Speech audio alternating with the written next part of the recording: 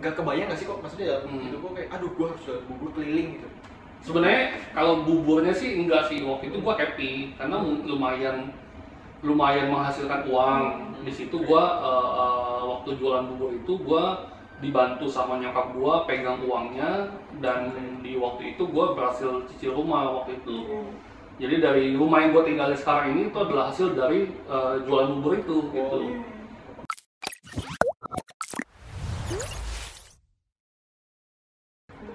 Halo guys, kembali lagi dengan gua teman SM Dan gue namanya Feli. Kita dari SAJ Project. Nah, hari ini kita sudah bersama Ko Alexander Franciscus Apple. Halo. Kita panggilnya apa nih, Ko? Kalau misalnya dipanggil itu gue biasa dipanggil Epen. Nah, jadi tapi nama asli gue tuh Alexander Franciscus. Jadi sebenarnya gak ada unsur Apple nih sebenarnya kok. Nggak ada unsur Epen gitu. Oke. Kenapa bisa ada Apple? Iya kenapa? Jadi tuh kalau misalnya dulu itu ama gua tuh 2 hari lalu meninggal. Nah, tapi tenang aja, gua biasa aja. Iya. Jadi ama gua itu dulu waktu kita baru lahir itu dikasih nama sama papa mama gua kan Alexander Franciscus. Kata ama gua ini susah nih namanya dipanggil diucapinnya susah gitu. Jadi panggil Epen aja gitu. Nah, ditanya artinya Epen apa, gue tuh nggak tahu artinya apa. Pokoknya tuh dari kecil tuh dipanggilnya Epen. Iya. Oke, dan jadi udah terbiasa. Iya. Gitu ya. Nah, sekarang tuh jadinya Alexander Epen. Kalau Franciscus kan agak kepanjangan kan, jadi panggil Epen aja. Nah, jadi sobat-sobat SAJ, Ko Epen ini adalah seorang vice president di salah satu asuransi ternama di Indonesia. Nah, dan Ko Epen ini dari awal perjalanannya gak gampang ya, Ko ya. Dari awal tuh ngajar les, main musik, terus jualan bubur, habis itu baru masuk ke asuransi. Nah, kok dikasih tau dong kok sobat-sobat SAJ gitu, gimana sih perjalanannya gitu dari awal? Jadi dulu itu gua itu emang mulanya itu gua ngajar musik. Jadi sebelum ngajar musik itu kenapa gua ngajar musik? Karena ketika usia 18 tahun papa tuh kan meninggal dunia kan 2005. Nah di situ gua titik balik gua ngelihat gua kayaknya nggak bisa lanjut kuliah. Karena satu sisi gua nggak mau nyusahin nyokap, di satu sisi gua juga emang mungkin orang itu nggak bisa belajar buat kayak kuliah gitu. Gua kayaknya nggak ada. Gua dulu kuliah IT. Jadi itu nggak ada hubungannya. Kuliah IT tuh waduh pusing lah. Nah dari situ gua putus kuliah dan gua mulai lanjut dengan apa yang gua bisa waktu itu. Nah, yang gue bisa waktu itu adalah gue ngajar musik gitu. Nah, mulai ngajar musik dari 2008 sampai 2000 kalau nggak salah ngajar musik itu dari 2003 sampai 2008. Jadi 5 tahun. Nah, waktu selesai ngajar musik itu, gue ngelihat kayaknya ngajar musik nggak bisa jangka panjang. Karena tiap kali anak-anak ujian, gue nggak bisa lanjut ngajar kan. Jadi itu mesti stop dulu lesnya gitu. Jadi memang ada banyak jeda yang kosong gitu ya. Jadi banyak jeda yang kosong dan income-nya jadinya nggak stabil kan gitu. Jadi income-nya nggak konsisten dapat gitu. Berapa orang kok Lumayan banyak. Waktu itu gua 2003 itu kan usia gua berapa ya? 87 tuh sekitar 18. Gua mulai ngajar musik 2005 sampai 2008. 13 tambah 8. Iya, 18 tahun sampai 21 tahun. Ya? Usia 18 tahun gue punya income itu 6 juta. Oh, lumayan. Tiap bulan? Iya, tiap bulan. Jadi gue ngajar musik itu ada 15 anak gitu. Dan ngajar musik itu enak, ngajar gitar. Jadi kalau anaknya nggak bisa kunci C, ya kamu minggu depan ulang lagi gitu. Jadi sebenarnya trik ngajar musik ini ya? Kalau dia sendiri dia nggak mau latihan, ya gue tiap bulan dapat lagi. Income masuk lagi. Kalau belajar musik emang dari anaknya harus latihan. Iya, anaknya harus latihan gitu. Jadi kalau dia tinggal kasih tau aja kayak gini. Jadi saya harus latihan dulu nih sebelum belajar. Iya. Dicipuain sama gurunya. Ajar ya. Waduh. Nah, Gitu tapi kok sih. ini ada yang menarik sebenarnya kok ya. Kita dengar banyak dari cerita orang jadi tukang bubur gitu. Nah ini kayaknya seru banget untuk dibahas. Sebenarnya gimana itu kerja itu? Jadi waktu selesai gua memutuskan gua pengen pindah haluan, gua kepikiran tiba-tiba tuh pengen jualan makanan.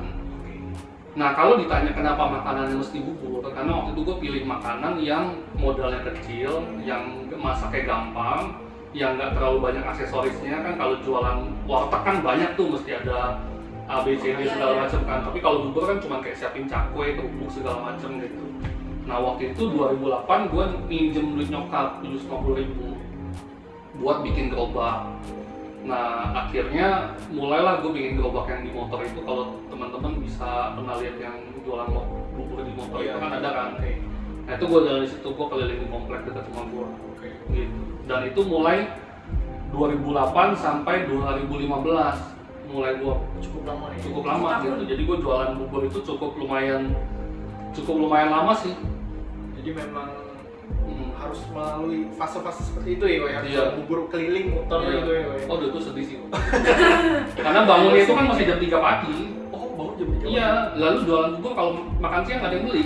Oh iya, pagi. Iya, mesti pagi-pagi. Terus masaknya kan itu kan masakan 2 jam kan, lu aduk-aduk. Mulai masak persiapannya dulu ya. Iya, masak jam 3 pagi, bangun sampai jam 5 pagi gua selesai masak.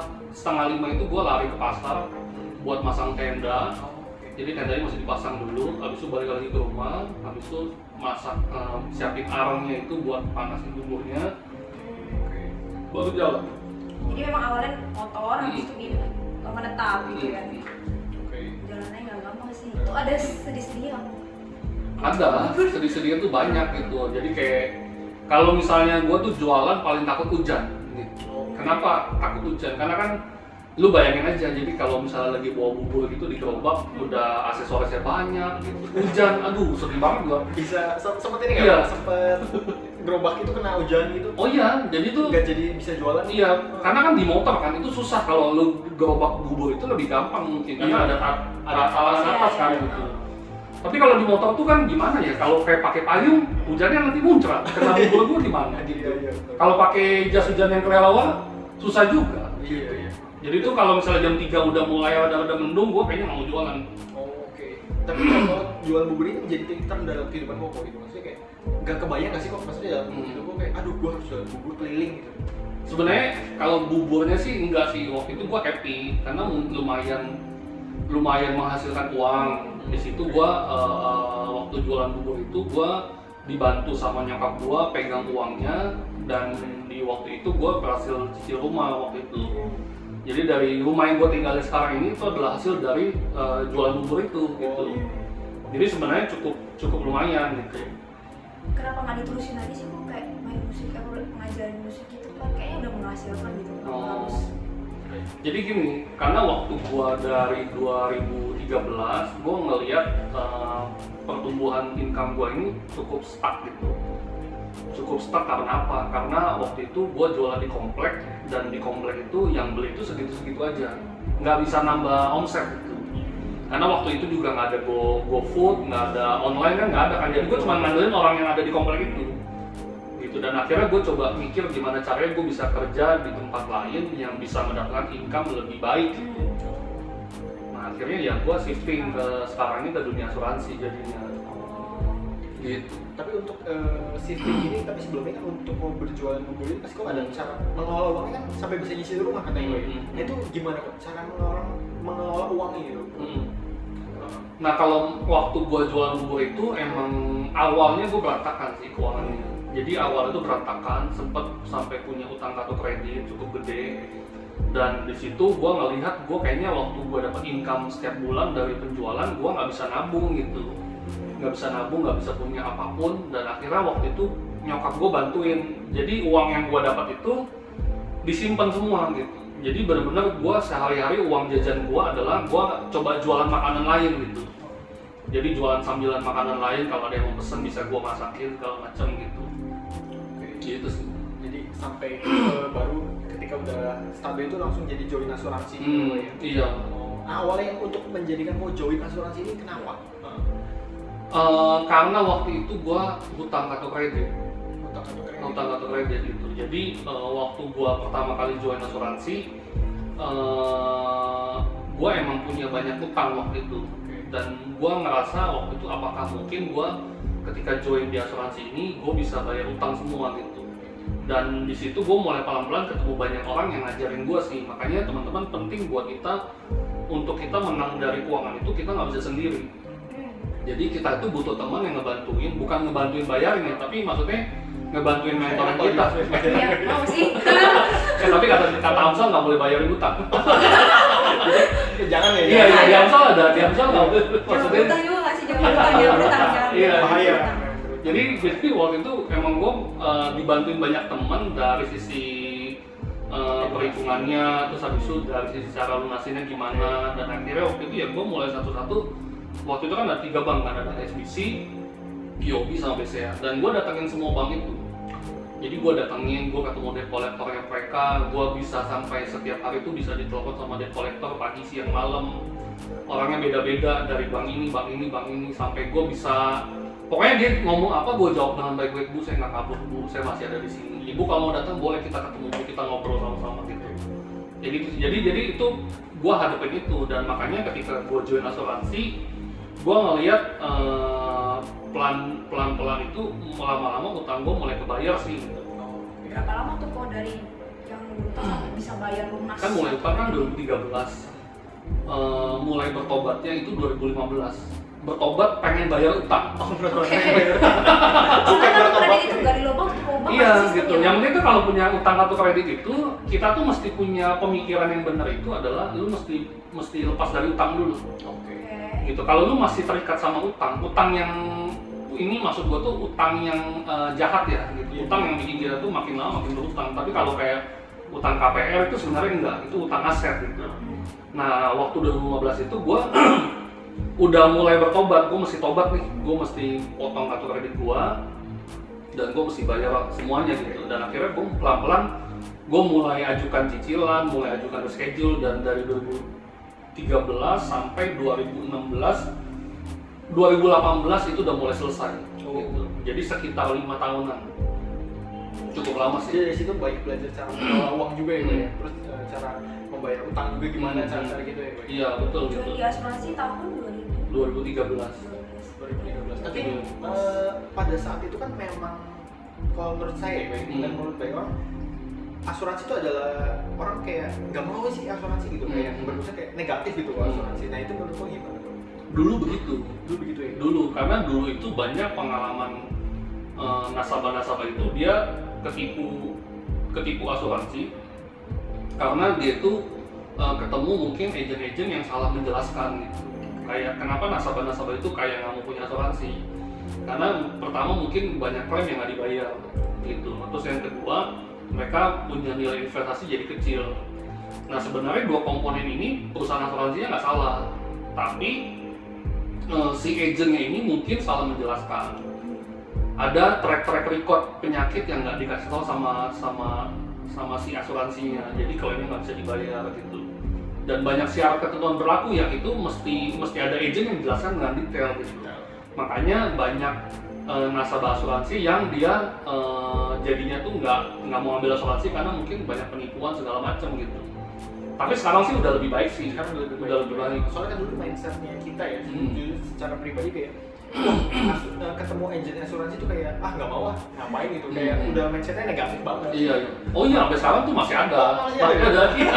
Jadi udah mau di prospek, udah enggak dulu deh. Iya gitu. Cuman kalau saya pribadi, saya melihat ketika orang nggak mau dijelaskan asuransi, saya melihat dia ini mungkin belum ngerti secara manfaatnya gitu. Karena saya punya banyak nasabah, mereka sangat senang punya asuransi karena mereka udah mengalami di cover asuransi gitu. Waktu itu ada kemarin tuh nasabahnya kita, dia rawat operasi batu ginjal itu sampai 82 juta. Dan dia bilang, aduh kalau punya asuransi habis gue nih gitu. Tabungannya langsung habis gitu. Nah di situ saya jadi gampang jelasin ke nasabah sih. Gitu. Oke. Tapi untuk buat anak muda nih, sobat-sobat saja nih, kan kalau saya merasa kita masih muda nih, kita masih muda-muda banget nih. Nah, berapa sih usia? Saya masih 28. 28. Iya, 28. 27. 27. Aduh, mungkin masih muda Iya. ya. Ketahuan deh. Jadi ketahuan deh. Ketahuan kan. Banyak kan. Oke. Nah, kita kan berpikir masih sehat nih kok. Belum banyak kena penyakit ya. Khususnya kalau saya rajin olahraga gitu, dan mungkin makan saya juga masih jaga. Nah, kalau menurut kok gimana Bu? Untuk anak muda apakah sebetulnya gimana sih? Jadi gini, lu kapan-kapan mesti, kalau misalnya dari agen asuransi yang ngomong, mungkin kan terlalu objektif kan, terlalu subjektif yang ngomong gitu. Tapi coba sekali-sekali teman-teman kalau emang udah punya keuangan yang lebih bagus, coba datang ke financial planner. Nah, semua financial planner yang benar, dia bilang itu ngajarin fondasi dasar keuangan itu sebenarnya adalah asuransi. Kalau gereja kan ada lagi kan gitu. Tapi kalau di keuangan financial planner tuh fondasi dasar tuh asuransi. Kenapa? Banyak orang anak muda itu mikirnya itu daripada gue investasi bayar asuransi, mending gue investasi gitu kan. Sebenarnya benar investasi boleh, tapi lu mesti punya asuransinya dulu gitu. Kalau one day kita sakit, kita ngambil dari mana? Dari tabungan. Kalau tabungannya habis, ambil investasi gitu. Kan sayang kan, harusnya investasi ini kita pakai misalnya buat beli gaya hidup atau kita beli buat persiapan nikah. Tapi gara-gara sakit, kita jadi mesti ngambil uang investasi. Jadi asuransi itu adalah dana darurat yang kita mesti siapin di fondasi. Gitu. Kan dana darurat itu kan ada banyak, ada asuransi, ada misalnya bantu orang sakit. Misalnya teman kita sakit, kita kan mesti bantu dia, dan kita kan nggak mungkin minta balik kayak kemarin gue bantu hidup setia gitu. Pasti nggak mungkin kan gitu. Iya, orang tua sakit gitu. Bahkan makanya kayak saya sejak ngerti konsep financial planner ini, semua keluarga dekat saya beliin asuransi gitu. Kalau mereka belum bisa punya asuransi, saya coba beliin dia asuransi gitu. Karena saya mikir ke depannya kalau dia kenapa-napa pasti minta duit gitu. Nah, mending gue beli pakai uang kecil buat bayar uang besar.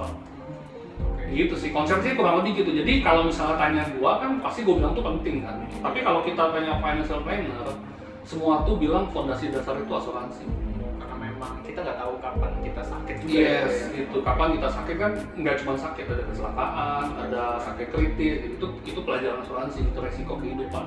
Berarti mungkin umur itu tidak menjadikan patokan harus kita kapan mempunyai. Oh iya, justru peluang bisnis asuransi itu bagus karena usia itu semua kalangan bisa masuk, kecuali udah tua 80 tahun karena udah nggak bisa diterima sama perusahaan. Tapi dari usia 30 hari sampai usia 70 tahun itu sangat peluang besar buat bisnis asuransi. Makanya semua kalangan umur itu sangat diterima. Semuanya ada resikonya. Biaya bayi itu lebih mahal daripada usia kita. Jadi di asuransi itu bayi itu resikonya sama kayak usia 60 tahun. Karena bayi kan gampang sakit. Jadi pas bayi baru lahir itu bisa langsung diikutin asuransi? Iya gitu. Tahu nggak di Singapura itu anak baru lahir itu udah punya 3 asuransi. Iya. Indonesia doang yang Indonesia itu cuma 10% yang punya asuransi gitu. Dan 10% itu masuknya itu kayak misalnya lu punya asuransi 5 asuransi. Bapak lu beli, emak lu beli, koko lu beliin, semuanya beliin, nama lu dihitungnya jadi ada punya 5 nasabah, dihitung sama OJK jadi ada 5 orang gitu. Jadi sebenarnya 10% itu banyak orang yang sama di situ. Jadi memang sebenarnya dikit banget ya. Dikit banget yang saya kesadaran asuransi. punya asuransi masih rendah ya di Indonesia. Gitu. Nah, tapi sekarang kan lagi masalah pandemi juga nih, COVID juga. Memang sekarang orangnya lagi gencar-gencar untuk mengatur keuangan juga dengan ikut asuransi juga. Itu gimana kalau untuk di saat ini respon asuransi gimana? Justru sejak pandemi bulan Maret sampai hari ini, survei di OJK itu bisnis asuransi itu naik omsetnya. Karena sekarang ini justru ini sih keuntungan buat kita sih sebagai agen asuransi. Karena sejak pandemi ini masalah kesehatan tuh naik gitu. Semua kita mesti pakai masker, kita mesti semprot tangan. Bahkan sampai semua orang mesti punya punya BPJS atau punya asuransi swasta. Gitu. Jadinya itu sebenarnya pandemi ini nggak menghalangi kita buat kita jualan gitu, buat kita mengembangin bisnis ini. Tapi pandemi ini malah membantu kita. Orang tuh jadi sejak April sampai hari itu banyak yang telepon, gue mau punya asuransi dong, takut kena corona nih gitu. Jadi sadar. Iya, jadi takut gitu lah. Tapi apa corona ini emang di cover untuk? Jadi gini, itu banyak pertanyaan juga. Iya. Jadi corona itu kan penyakit pandemi. Pandemi itu adalah penyakit wabah yang menyerang satu negara gitu, dan bahkan satu dunia. Kalau menurut polis asuransi, bukan cuma perusahaan gua doang, tapi semua perusahaan lain, itu pandemi itu nggak di cover karena wabah gitu. Jadi wabah, bencana alam besar, perang dunia itu nggak di cover. Tapi perusahaan-perusahaan ini bikin kebijakan masing-masing. Oke, khusus pandemi, perusahaan A itu cover, perusahaan B cover gitu dan banyak perusahaan juga dan akhirnya bikin kebijakan itu mesti di cover. Jadi sebenarnya nggak di cover, jadi itu cuma kebijakan gitu. Gitu sih. Jadi kalau ngomong-ngomong kita mungkin sekarang mau nanya tentang produk gitu. Ya ini di luar nama asuransi apa. Mungkin buat sobat-sobat SAJ yang belum punya asuransi kan juga bingung nih kok, dan yang punya juga mungkin udah bingung karena mungkin dulu disaraninnya ya udah ikutin aja sama agennya, padahal kitanya sebagai korbannya, bukan korbannya apa ya, sebagai pengikutnya gitu. Sebagai pengikutnya kita nggak tahu itu apa sih gitu. Dia cuma ya udah ikutin aja daftarin. Nah, boleh kasih saran nggak, misalkan kita sebagai anak muda gitu ya, harusnya ikut yang mana sih kok, karena memang ada banyak produk tuh. Gimana nih? Sebenarnya yang penting yang pertama buat teman-teman SAJ ini adalah teman-teman ngerti dulu konsep asuransi itu buat apa. Jadi asuransi itu dibeli untuk kita membayar resiko yang kita nggak tahu ke depannya. Nah, balik masuk ke produk. Nah, produk itu adalah ada dua jenis, ada asuransi tradisional, ada asuransi unit link. Nah, asuransi tradisional ini seperti model asuransi mobil. Jadi kita bayar asuransi, kita akan dapat proteksinya kalau kita bayar. Kalau lu nggak bayar tahun depan, proteksi lu habis. Kalau asuransi unit link, kita dapat proteksinya plus hasil investasinya. Dan hasil investasi ini pengaruh sama proteksinya. Jadi kalau hasil investasinya minus, bahkan sampai 0, proteksi lu juga mati. Gitu. Nah, jadi kalau misalnya ditanya asuransi itu bagusnya yang mana, sebenarnya yang penting ngerti dulu konsep dua-duanya. Kalau asuransi tradisional itu kita mesti bayar seumur hidup gitu. Dan asuransi unit link ini dua-duanya ini sama-sama bayar seumur hidup, tapi di unit link ini dia ada investasi yang dipisahkan supaya kita nggak perlu bayar seumur hidup. Tapi itu cuma janji, nggak fix pasti tertulis gitu. Kalau investasinya nggak cukup, maka kita mesti top up lagi one day di kemudian hari gitu. Kayak gitu. Dan sebenarnya dari investasinya langsung. Iya, betul gitu. Jadi makanya kan kalau asuransi zaman dulu itu kan ada yang bayar 10 tahun. Nah, ini makanya masalah juga nih. Maksudnya udah bayar 10 tahun, tiba-tiba tahun ke-10, nah sampai pada ngoceh-ngoceh, kok investasi gue jadi jelek, kok jadi minus, udah nabung 10 juta setahun, 10 tahun kan jadi cepetel kan gitu, 100 juta gitu, kok cuma tinggal 5 juta atau 10 juta gitu. Itu sebenarnya bukan salah asuransinya, karena ini kan unit link. Mungkin selama 10 tahun si omnya ini pernah ngambil duit atau dia nilai investasi lagi turun gitu-gitu, makanya jadinya agak kecil gitu. Jadi memang asuransi ini bukan jenis investasi dong ya, jadi kita punya pemikiran bahwa ini akan habis duitnya gitu. Nah gini, jadi kalau misalnya kamu ngomongin asuransi unit link itu bukan investasi. Tapi kalau asuransi tradisional itu ada jenisnya lagi. Ada asuransi whole life, ada asuransi yang punya tahapan, ada asuransi pendidikan, itu ada. Tapi ini kalau kita bahas ke unit link dulu. Nah, asuransi unit link itu yang paling banyak dijual sama perusahaan-perusahaan karena itu cukup menguntungkan gitu. Dan itu nggak bisa kita jadikan itu sebagai sebuah investasi buat kita. Karena mindsetnya kalau udah ngambil asuransi di unit link itu benar-benar otak kita tuh udah mesti mikir ini uang hilang gitu. Jadi kalau misalnya kita setor misalnya nabung setahun 10 juta selama 15 tahun atau 20 tahun nih, supaya kita punya asuransi kesehatan. Itu udah pikirannya itu uang hilang aja gitu. Itu buat uang yang kita pisahkan buat dana jaga-jaga kalau kita kenapa-napa gitu. Tapi saya bingung kok untuk bedanya kok. Kok kan tadi ngomong kalau yang tradisional itu memang khusus untuk kesehatan.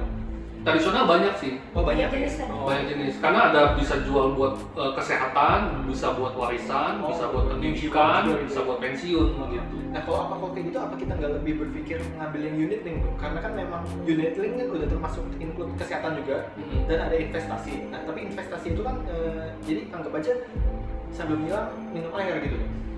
Kalau saya, kalau agent dulu bisa bilang berani begitu. Kalau sekarang saya nggak berani bilang begitu. Karena kita bisa lihat sekarang suku bunga di reksadana awal tahun udah minus sampai 27%. Saya nggak berani bilang gitu sekarang. Kalau misalnya saya ngomong begitu, saya akan kena masalah kayak yang kemarin-kemarin lagi. Nasabah-nasabah lama yang di Indonesia ini banyak komplain asuransinya jadi minus gitu. Jadi sekarang tuh saya cuma ngomong kalau unit link, Koko ini kalau mau ngambil unit link, ini uang hilang, uang angus. Jadi jangan berharap untuk dapat balik lagi uangnya. Jadi apa yang disetor itu cuman habis buat bayar asuransi. Investasinya untuk bayar one day, kalau Koko nggak bisa bayar, pakai itu. Dan investasi ini bisa minus, jadi itu investasi juga diputerin lagi. Kalau minus ya uangnya habis, kalau uangnya habis asuransinya mati. Nah berarti kalau kayak gitu ada yang di mindset saya gini, kalau kita ikut asuransi yang pure untuk kesehatan gitu Bang, itu kan memang kita bayar buat kesehatan pure, jadi itu kita memang harus continue bayarnya sampai seumur hidup. Nah tapi kalau untuk yang unit link ini kita bayarnya mungkin kalau setiap 10 tahun gitu, misalnya 10 tahun udah di cover sama investasinya. Jadi mendingin unit link nggak sih kok untuk yang buat mungkin sobat-sobat saja gitu memilihnya, karena kan udah di cover sama investasi, jadi nggak perlu bayar yang seumur hidup seperti ini. Kalau pandangan saya, kalau kesehatan itu bagus diinvestasi di unit link.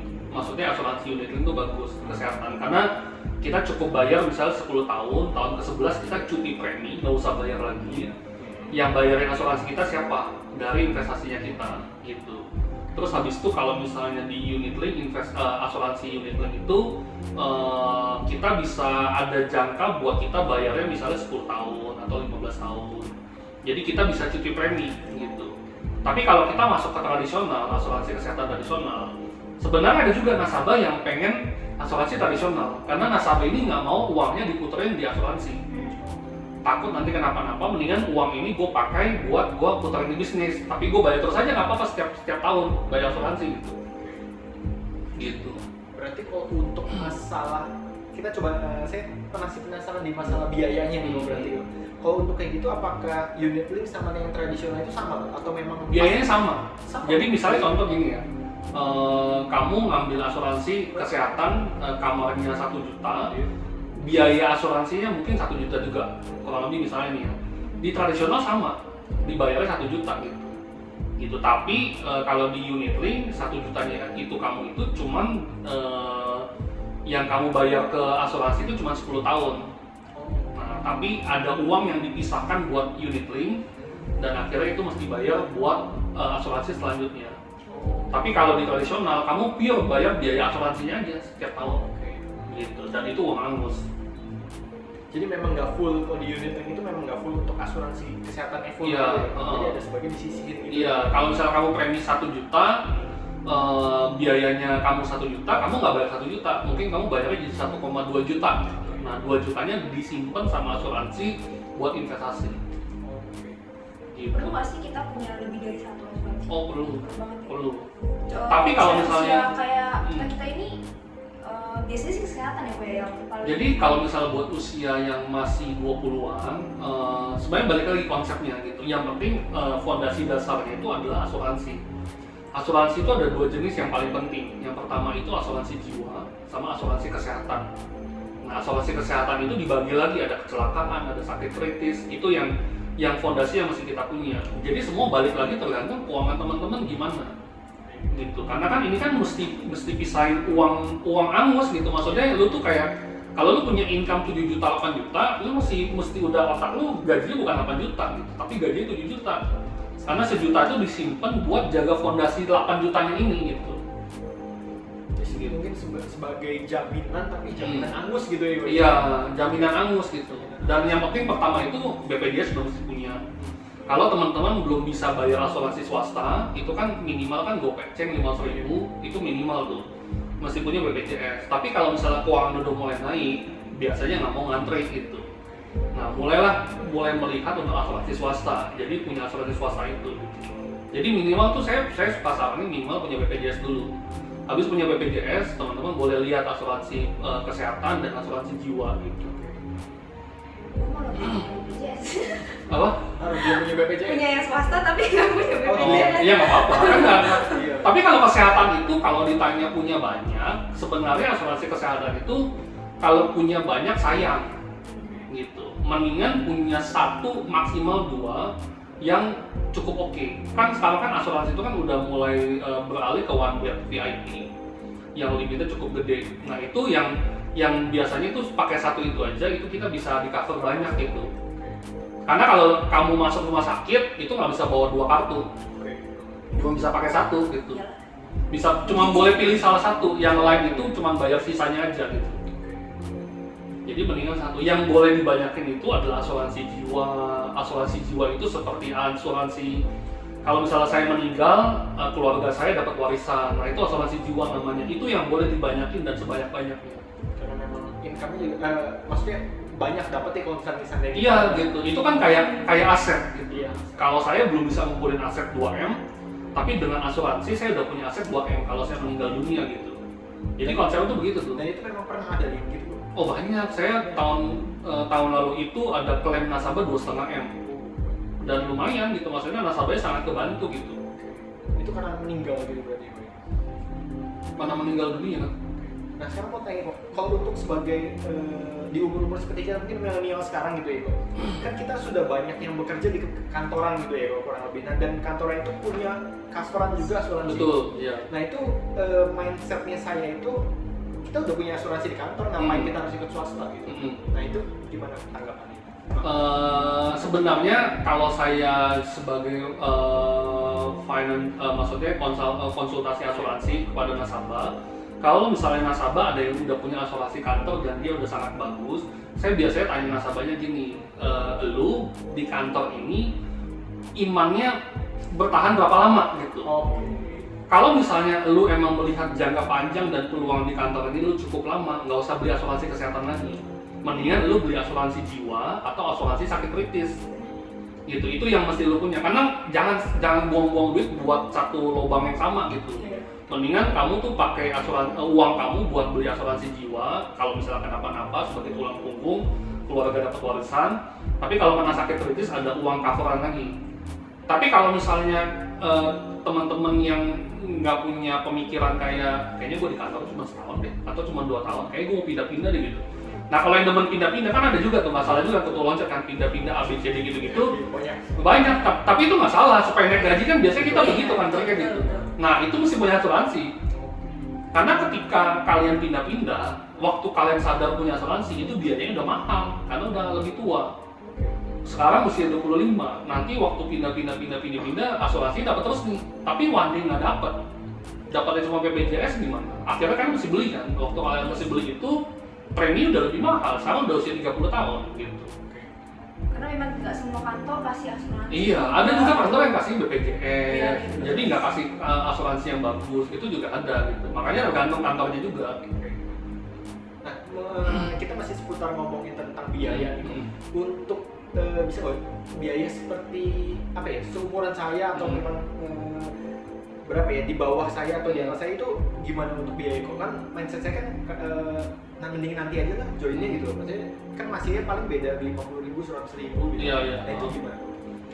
Balik lagi, kalau misalnya buat asuransi kesehatan, kalau misalnya teman-teman SAJ ini lihat dulu gitu, kalau misalnya kalian masuk rumah sakit, ada keluarga yang masuk rumah sakit, biasanya kamu itu masuk di kelas berapa? Gitu, cenderungnya kelas berapa nih? Nyaman nggak kalau kelas 3 yang rame-rame berempat? Atau keluarga biasanya kalau kita sakit yang kepo tuh keluarga gitu, jangan yang ini nih mesti sendiri gitu segala macam. Nah itu balik lagi, kalau misalnya ditanya biaya, tergantung kamu maunya kelas berapa kamarnya, mau yang limitnya berapa gitu. Jadi itu nanti semua dihitung dari apa yang kamu mau, preminya berapa, itu baru disesuaikan gitu. Nah paling minimal pokoknya kalau di asuransi itu, kalau misalnya di beberapa perusahaan saya lihat 500.000 itu udah cukup oke, tapi itu udah masuk ke kelas 2, kelas 3 gitu. Jadi 500.000 itu udah paling iya gitu. Itu dan dapatnya kelas 2, kelas 3 gitu. Iya gitu. Tapi itu usia 20-an ya. Kalau usia udah masuk usia 35 ke atas itu udah lebih mahal lagi. 20 tuh maksudnya memang di asuransi itu ada batasnya kok. 20 tuh masih 20 berapa sampai ke berapa gitu. Kalau di tempat saya itu kurang lebih 18 sampai 25 itu masih biayanya kurang lebih masih sama gitu kurang lebih. Tapi kalau udah masuk ke 30, 35 itu udah naik lagi dengan kamar yang sama, biayanya bisa beda. Cewek cowok juga beda. Iya, cowok lebih mahal karena cowok lebih cepat mati daripada cewek. Bahaya. Setahu saya cewek lebih mahal nih kok ya. Iya, kalau perusahaan-perusahaan beda-beda kan, ada aktuaria yang itu kan. Kalau di perusahaan saya itu cowok itu dihitung lebih mahal 3 kali dibanding cewek. Jadi kalau cewek usia 25 sama dengan cowok usia 28 gitu. Jadi biaya itu lebih mahal cowok. Bahaya ini. Iya, cepat kalau mati. cowok cepat mati katanya. Terus Gitu ya? bagi tulang punggung juga ya. Iya, terus resiko cowok kan mungkin lebih besar gitu. Karena kan asuransi itu kan ngitung pakai tim aktuarianya, dia ngitung secara resiko secara Indonesianya, penyakitnya gimana. Nah ini juga saya yakin banget sejak pandemi ini biaya asuransi bisa naik. karena banyak klaim. Iya Gitu. benar sih. Ini satu perusahaan satu perusahaan aja untuk klaim pandemi ini bisa 8M 10M udah 3 bulan. 3 bulan yang keluar dari Iya, yang keluar dari perusahaan gitu. Dan itu kalau misalnya klaimnya naik, otomatis premi bisa akan naik gitu. Ini mempengaruhi semua premi yang baru. Betul. Ya, Pak, ya? Iya. Bukan yang udah punya. Iya, gitu. Yang udah punya bisa dinaikin juga karena resiko bisa naik gitu. Dan itu jadi teman-teman mesti tahu gitu, maksudnya dalamnya asuransi itu adalah kalau misalnya rasio klaim naik di Indonesia itu menyebabkan premi kita juga bisa naik gitu. Termasuk misalnya udah punya asuransi bisa naik juga? Bisa selama 10 tahun? Iya gitu. Dan itu yang nggak dikasih tahu sama agen-agen gitu, maksudnya oh iya tenang aja nanti sedikit nanti giliran naik tuh ya diomelin ya. Iya. Jadi saya kalau jelasin ke nasabah dia mesti tahu gitu, maksudnya prinsipnya gini, kalau kamu punya mobil 2020 biaya asuransi 5 juta, tapi kalau misalnya di 2025 kamu mau klaim mobil yang sama, bisa sama nggak biaya asuransi? Pasti bisa lebih naik gitu. Iya. Kenapa? Karena dia udah pernah ada resiko. Apalagi kalau dia lihat, oh si Ethan nih tinggalnya di Ciledug yang waktu itu banjir nih gitu. Itu pasti kalau saya ambil asuransi banjir itu pasti dinaikin klaimnya. Jadi itu asuransi begitu, nggak mungkin dia kasih kita tuh uang gratis gitu. Gitu sih. Nah kok saya mau bertanya lagi untuk yang udah punya asuransi nih kok. Mungkin kaum milenial ini sobat S aja kok, dia udah punya asuransi, tapi ada yang berpikir kayaknya produk sebelah kok lebih oke, dan dia udah berpikir kan jadi angus gitu untuk berpindah kan, jadi berpindah ke perusahaan itu gimana? Jadi prinsipnya gini, kalau misalnya kita mau upgrade asuransi itu sebenarnya kalau dari posisi nasabah itu nggak salah sama sekali, tapi nasabah mesti perhatikan. Jadi kalau misalnya kamu mau pindah asuransi, itu kamu mesti tahu dulu manfaat yang keduanya selanjutnya.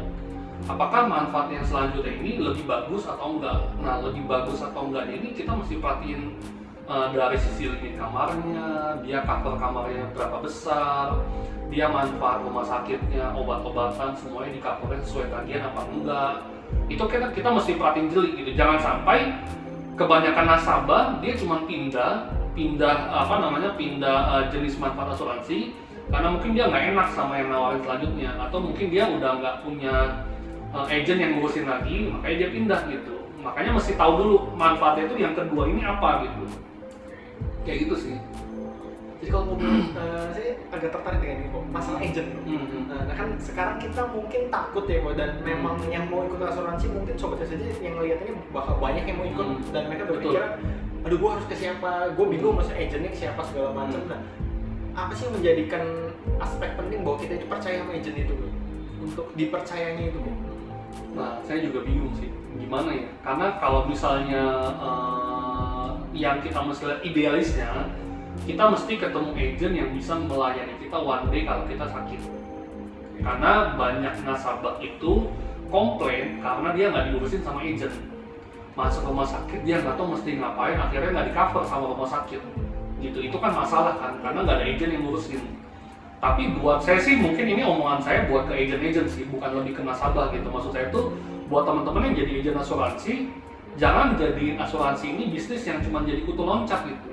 Karena kalau misalnya cuma teman-teman kayak saya, banyak agent saya tuh yang cuma setahun 6 bulan hilang, nasabahnya nggak ada yang ngurusin gitu. Jadi itu jadi dampak jelek gitu. Kalau misalnya teman-teman agent yang masih baru, belajarlah soal klaim, belajar gimana cara nanganin klaim, gimana belajar detailnya asuransi kesehatan tuh gimana, belajar bedanya ABCD asuransi ini gimana. Jadi supaya ada nasabah masalah, kalian bisa ngurusin gitu. Karena nasabah itu bisa percaya sama asuransi kalau klaimnya dibayar, itu doang sih. Itu dia bisa percaya kalau klaimnya dibayar gitu. Nah itu kemarin kan saya baru nonton YouTube-nya Denny Siregar kan, yang bahas soal Jiwasraya. Jadi Jiwasraya ini kenapa kepercayaan nasabah tuh bisa hilang? Karena klaimnya nggak dibayar. Gitu. Ketika klaimnya nggak dibayar, udah trust-nya hilang dan akhirnya terjadi ras besar-besaran. Gitu. Nah makanya agent-agent ini masih belajar buat ngurusin klaim. Saya punya satu agent, saya temenin dia ke rumah sakit. Gimana caranya lu datang ke dokter minta hasil medis nasabah.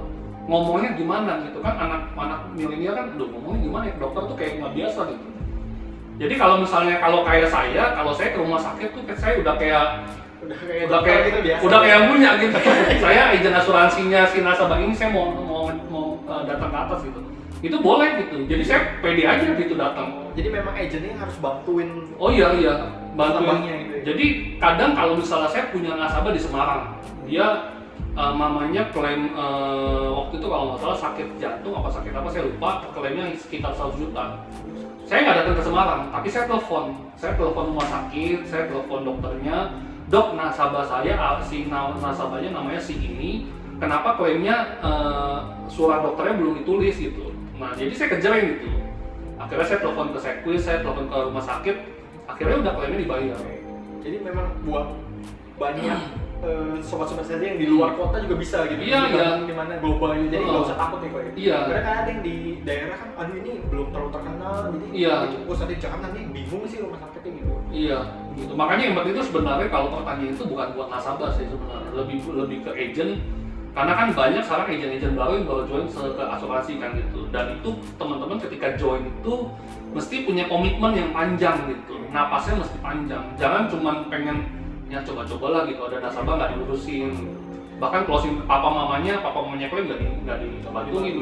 Jadi memang kita harus cari yang bener-bener fokus ya kok ya. Kalau iya. bisa ya. Sebenarnya gini juga, bingung juga sih kalau ditanya gitu.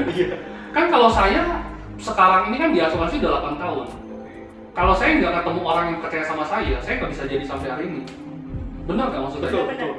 Nah jadi sebenarnya saya nggak bisa ngomong mesti cari yang fokus gitu, karena yang usia setahun agentnya dia belum tentu kepikiran fokus. Gitu. Jadi sisi nasabah sama sisi agent tuh saya nggak bisa ngomong satu sisi mesti cari yang fokus gitu. Tapi dari sisi nasabah mungkin kita bisa memberikan kepercayaan, tapi si agentnya tolong gitu, jangan dimanfaatkan kepercayaan ini gitu. Kan udah memulihkan nama juga ya. Iya gitu, jadi sama-sama kerjasama. Oke, gue percaya sama lu gitu. Saya ada satu nasabah, dia ngambil sama saya waktu itu pertama kali saya jadi agent. Sampai hari ini dia bisa beli lagi sama saya. Saya suka kalau ketemu dia, tante, thank you ya. Kalau tante dulu nggak beli sama saya nggak bisa jadi sampai hari ini gitu.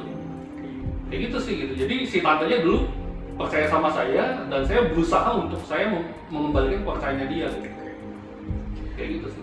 Gue punya pertanyaan tapi ini agak berbalik. Baru kepikiran. Nih kalau di polis kita tuh ada tabel-tabel gitu loh.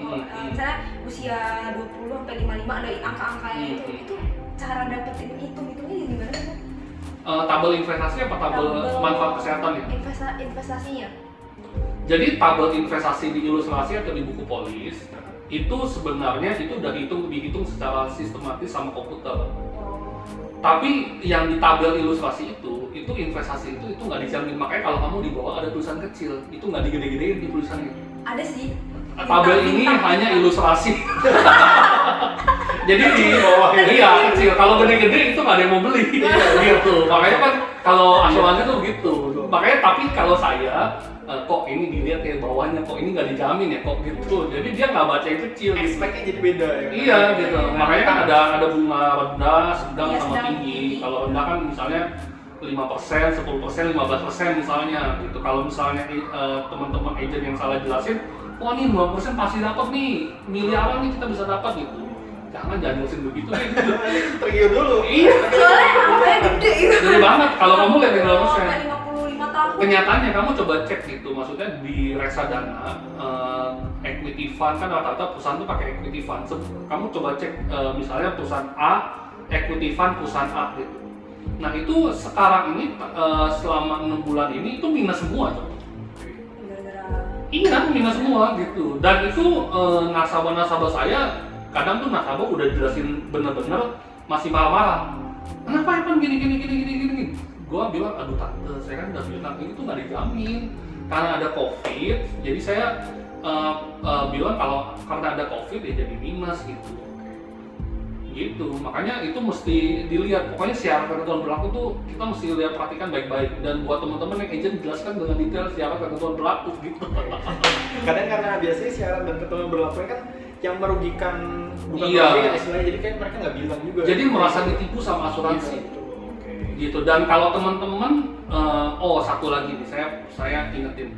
Kalau misalnya buat teman-teman yang mau mengajukan asuransi, pastikan kalian tanda tangan di SPAJ-nya, kalian membaca detail, dan kalian mesti minta sama si agennya tolong pertanyakan saya semua pertanyaan di SPAJ. Oke, sorry sebentar kok, potong. SPAJ itu apa ya? Surat permintaan asuransi jiwa. Itu yang buat nanti terakhir kita teken. Iya, buat formnya itu kan ada form satu form. Iya. Itu di SPAJ itu semua pertanyaan ada. Apakah nasabah ini sedang dalam kondisi sehat? Apakah nasabah ini pernah punya gangguan mata? Apakah nasabah ini punya gangguan pernapasan? Pernah sakit kepala nggak? Jadi semua itu ditanya tuh. Ini global di semua asuransi gitu? Semua ada, semua asuransi ada gitu. Dan rata-rata agen-agen yang salah itu, ya dulu percaya sama gue tanda aja gitu. Oh, main tanda tangan. Iya tanda aja. Ternyata lu dulu pernah cek lab dan lu lupa gitu, hasilnya kurang bagus. Ketika lu klaim ke rumah sakit, asuransi tolak kan? Klaim rumah sakit, asuransi tolak, marah-marah dong. Iya. Asuransi bukan bukti. Kamu waktu tahun 2019 sebelum masuk asuransi pernah cek lab ada darah tinggi gitu, dan ini nggak dikasih tahu di polis. Lu marahnya ke siapa? Pasti ke agent. Agent, waduh gua nggak tahu soalnya. Bingung juga ya. Iya, jadi itu. Makanya tuh kalau saya ngajuin ada nasabah mau beli asuransi, saya kalau misalnya di luar kota, saya telepon dia, kok aku mau tanya sebentar kok, 10 menit aja kok gitu. Saya tanya sampai ada pertanyaan, pernah punya sakit AIDS gak? Pernah punya HIV nggak gitu? Saya tanya aja sampai dia ketawa, kok sorry kok, saya cuma mau tanya aja gitu. Tapi itu memang kita harus jujur juga sebagai. Harus jujur gitu. Iya. Harus jujur pernah ngapain aja. Karena memang itu ada rekamnya juga di Betul. medis ya, Iya, saya ada satu nasabah nggak dibayar klaimnya sama perusahaan saya karena dia meninggal itu jatuh dari tangga. Meninggal jatuh. Jadi kan harusnya meninggalnya karena kecelakaan kan. Iya.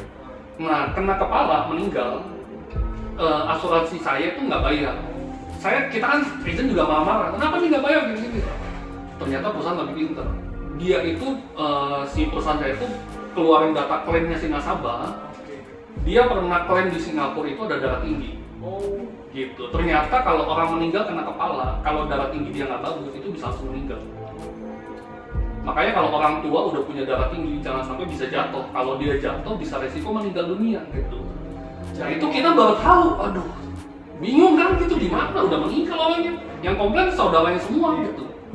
nah kalau kasus itu berarti memang Itu mesti balik ke perusahaan sih, kebijakan perusahaan masing-masing gitu. biasanya dilihat dari udah lamanya mungkin. Betul gitu. Makanya penting buat nasabah-nasabah tanda tangan SPAJ. Minta ditanya dulu nggak tanya gua apa-apa nih gitu. Gitu. Nah itu mesti ditanya. Siap.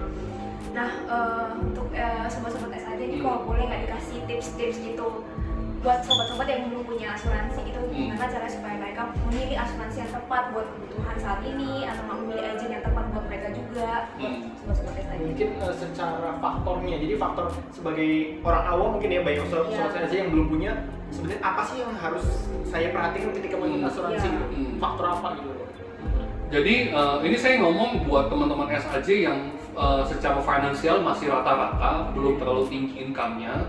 Yang paling penting teman-teman punya itu adalah asuransi kesehatan. Gitu, asuransi kesehatan, kenapa? Kalau misalnya kenapa-napa, kita ada yang cover secara kesehatan kita.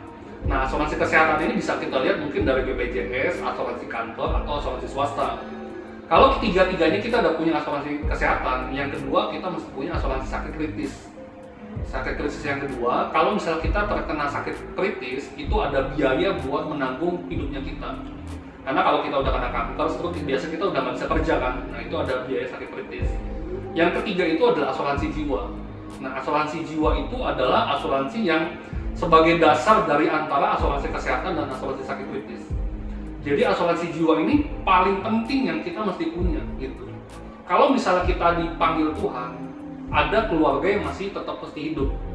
Nah itu biaya itu dipakai dari asuransi jiwa gitu. Dan untuk memilih agent, balik lagi tadi pembicaraan sebelumnya gitu, yang penting kita bisa percaya sama si agentnya dan kita bisa kasih kepercayaan si agentnya. Dan buat teman-teman yang agent pun juga pastikan kita menjaga kepercayaan ini supaya kita bisa melayani nasabah dengan baik gitu sih. Oke, thank you Bo. Thank Jadi you. buat sobat-sobat aja tadi udah denger ya, maksudnya saran gimana sih buat kalian yang belum punya. Iya. Jadi harus memang sekarang harus bijak-bijak ya Bo ya dalam memilih asuransi. Itu Betul. nggak harus kita sembarang orang aja kita langsung ikut. Kita harus melihat-lihat juga berarti Bo ya. Baca polisnya juga. Dan memang itu memang asuransi itu penting untuk mengatur cash flow kita juga ya Bo. Jadi Betul. memang duit tidak terduga itu tidak terpakai. Iya juga, ya. betul. Iya, oke. Yang penting mesti lihat aja gitu. Maksudnya Iya, jangan iya. takut lah di ketemu agen asuransi. Iya, oke, siap. Nah, Koepan kita ada salam terakhir nih buat sobat-sobat Iya, oke, SAJ. gimana? Nanti aba-aba dari saya nanti kita ngatain bareng-bareng selalu Ngatain. ada berkata. Ngapain ya? Ngatain. ngomong. Oke, kita sebelumnya thank you dulu nih kalau tadi ya. Waktunya di hari Sabtu ini ya. Iya. Ngomong bareng-bareng selalu ada jalan. Selalu ada Gitu jalan. ya. Aba-aba dari saya. Ada gayanya nggak? Bebas. Oke, siap. Oke. Ayo saatnya kita sama-sama mengatakan Selalu selalu ada ada jalan. jalan. Thank you guys and see you on our next video. Bye bye. Oke teman-teman SAJ, jadi menurut saya kalau teman-teman ingin memilih asuransi, yang pertama ketika teman-teman sebagai nasabah, kalian harus belajar detail tentang pentingnya asuransi, apa manfaat-manfaatnya asuransi. Kalian juga bisa lihat dari YouTube, dari Google, banyak hal-hal yang bisa kita lihat untuk kita bisa pelajari detail apa manfaat asuransi.